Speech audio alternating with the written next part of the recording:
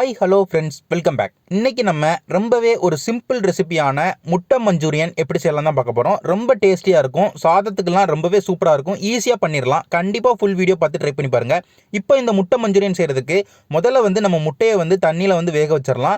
நான் இன்னைக்கு இந்த முட்டை மஞ்சூரியன் செய்கிறதுக்கு 7 முட்டை பயன்படுத்துகிறேன். அதனால் இந்த 7 முட்டையும் தண்ணி ஊற்றி நல்லா கொதிக்க விட்டுக்கிடுவோம். ஓரளவுக்கு தண்ணி ஊற்றி 7 முட்டையும் போட்டு ஸ்டவ்வை மீடியம் ஃப்ளேமில் வச்சு ஒரு 15 நிமிஷத்துலேருந்து ஒரு 20 நிமிஷத்துக்கு மூடி போட்டு கொதிக்க விட்டீங்கன்னா உங்களுக்கு முட்டை நல்லா வெந்துடும்.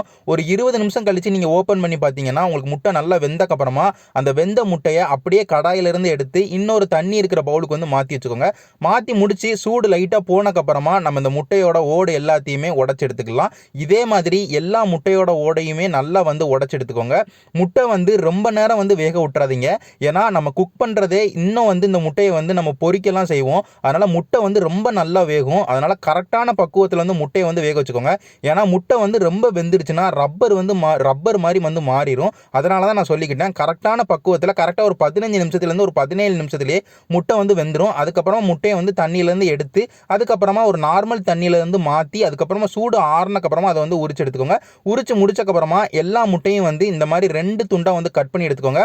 ஈக்குவல் சைஸஸாக முடிஞ்ச அளவுக்கு பார்த்து கட் பண்ணி எடுத்துக்கோங்க. முட்டையெல்லாம் கட் பண்ணி முடிச்சக்கப்புறமா ஒரு எம்டி பவுல் எடுத்து வச்சுக்கோங்க. அதில் ஒரு கப்பு நம்ம கார்ன்ஃப்ளவர் மாவு சேர்த்துக்கலாம். அது கூடவே அரிசி மாவு ஒரு 1/4 கப்பு சேர்த்துக்கலாம். அதுக்கப்புறமா காஷ்மீரி மிளகாய் வத்தல் பொடி 1.5 டீஸ்பூன் சேர்த்துக்கலாம். உப்பு 3/4 டீஸ்பூன் சேர்த்துக்கலாம். இஞ்சி பூண்டு பேஸ்ட் 1.5 டீஸ்பூன் சேர்த்துக்கலாம். அதுக்கப்புறமா முட்டை மசாலா அப்படின்னு கடையில் உங்களுக்கு ரெடிமேடாக கிடைக்கும். அது 1.5 டீஸ்பூன் சேர்த்துக்கோங்க. அந்த நேரத்தில் உங்கள்கிட்ட இல்லைன்னா நீங்கள் மல்லிப்பொடி 1 டீஸ்பூனும், அதே நேரத்தில் நீங்கள் கரம் மசாலா ஒரு 3/4 டீஸ்பூனும் சேர்த்துக்கோங்க. நீங்கள் முட்டை மசாலா சேர்க்கிங்கன்னா அது ரெண்டும் சேர்க்க தேவையே இல்லை. நீங்கள் முட்டை மசாலா மட்டும் சேர்த்தா போதும். முட்டை மசாலா சேர்த்திங்கன்னா நல்ல ஒரு வாசனையும் இருக்கும்.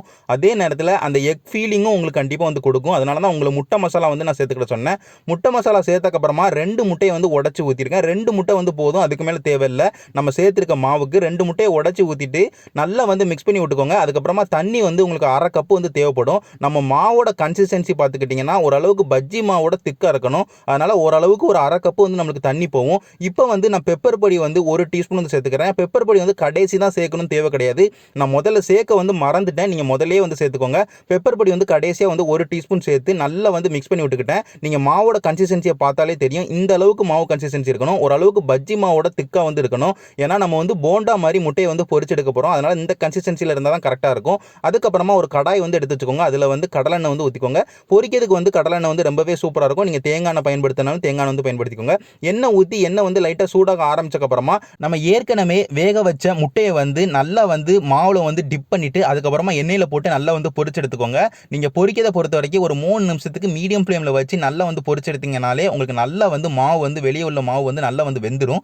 அதே நேரத்தில் கிறிஸ்பியாகவும் மாறிடும். நீங்கள் ஹை ஃப்ளேமுக்கும் லோ ஃப்ளேமுக்கும் வச்சு பொரிச்சு எடுக்க தேவையில்லை. நீங்கள் ஹை ஃப்ளேமில் வச்சிங்கன்னா கலர் டக்குன்னு மாறிடும். ஆனால் மாவு வெந்திருக்காது. அதனால் மீடியம் ஃப்ளேமில் வச்சு முட்டையை நல்லா பொரிச்சு எடுத்துக்கோங்க. உங்களுக்கு மாவும் நல்லா வெந்துடும். அதே நேரத்தில் உங்களுக்கு மொறுன்னு கிடச்சிரும். ஓரளவுக்கு கோல்டன் ப்ரௌன் கலருக்கு வந்துருச்சுனாலே நல்லா வெந்துருச்சுன்னு அர்த்தம். இதே மாதிரி எல்லா முட்டையும் நல்லா பொரிச்சு எடுத்துக்கோங்க.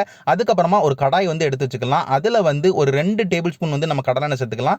எண்ணெய் லைட்டாக சூடானக்கு அப்புறமா நம்ம பூண்டு 1.5 டீஸ்பூன் ரொம்ப சின்ன சின்ன துண்டுகளாக வெட்டி சேர்த்துருக்கோம். அதை சேர்த்து பச்சை வாசனை போகிற அளவுக்கு நல்லா வதக்கி விட்டுச்சுக்கோங்க. லோ ஃப்ளேமில் வச்சு வதக்குங்க. அதுக்கப்புறமா நம்ம வெங்காயம் ஒரு வெங்காயமும் குடமிளகா ஒரு குடமிளகாவும் ஓரளவுக்கு பெரிய பெரிய துண்டுகளாக வெட்டி சேர்த்துருக்கோம். அதையும் நல்லா வதக்கி விட்டுக்கோங்க. வதக்கிறது லைட்டாக வதக்கினா போதும். ஒரு 30 செகண்ட் மட்டும் வதக்கினா போதும். ரொம்ப வதக்கணும் தேவை கிடையாது. அதை லைட்டாக கிண்டி விட்டக்கு அப்புறமா நம்ம ஏற்கனவே பொரிச்சு வச்ச முட்டையை சேர்த்துக்கலாம். முட்டையை சேர்த்து நல்லா அந்த குடமிளகாவோடையும் அதே நேரத்தில் வெங்காயத்தோடையும் அதே நேரத்தில் நம்ம பூண்டோடையும் நல்லா மிக்ஸ் பண்ணி முடிச்சா மட்டும் போதும். ரொம்ப கிண்டனும் தேவையில்லை. லைட்டாக மிக்ஸ் பண்ணி முடிச்சதுக்கு அப்புறமா ஸ்டவ் லோ ஃப்ளேம்லேயே இருக்கட்டும். நம்ம சாசஸ் எல்லாமே சேர்த்துக்கலாம். சாசஸ் என்னெல்லாம் சேர்க்கணும்னு பார்த்துக்கிட்டிங்கன்னா சோயா சாஸ் 2 டேபிள் ஸ்பூன் சேர்த்துருக்கேன். அதுக்கப்புறமா டொமேட்டோ கெச்சப் ஒரு 3 டேபிள் ஸ்பூன் சேர்த்துருக்கேன். கடைசியாக கொத்தமல்லியில் அது கூடவே லைட்டாக தூவி விட்டுருக்கேன். இது எல்லாத்தையும் சேர்த்து 1 நிமிஷத்துக்கு நல்லா கிண்டி விட்டுக்கோங்க லோ ஃப்ளேம் வச்சு. அதுக்கப்புறமா நீங்கள் ஸ்டவ் ஆஃப் பண்ணிட்டீங்கன்னா உங்களுக்கு ரொம்பவே சூப்பரான அந்த முட்டை மஞ்சூரியன் கிடைச்சிரும். நீங்கள் டொமேட்டோ கெச்சப் சேர்த்துக்கோங்க. டொமேட்டோ சாஸ் சேர்க்காதீங்க. சாஸ் புளிக்கும், கெச்சப் இனிக்கும். அதனால நீங்கள் டொமேட்டோ கெச்சப் சேர்த்துக்கிட்டீங்கன்னா ரொம்பவே சூப்பராக இருக்கும். நான் சொன்ன மாதிரியே செஞ்சீங்கன்னா அந்த முட்டை மஞ்சூரியன் ரொம்ப சூப்பராகவும் ரொம்ப சிம்பிளாகவும் ரொம்ப ஈஸியாகவும் பண்ணிடலாம். கண்டிப்பாக வீட்டில் உள்ள எல்லாருக்குமே செஞ்சு கொடுங்க. எல்லாருமே ரொம்ப விரும்பி சாப்பிடுவாங்க. நான் இதே மாதிரி வேற நல்ல வீடியோட எல்லாருமே பார்க்குறேன். நன்றி.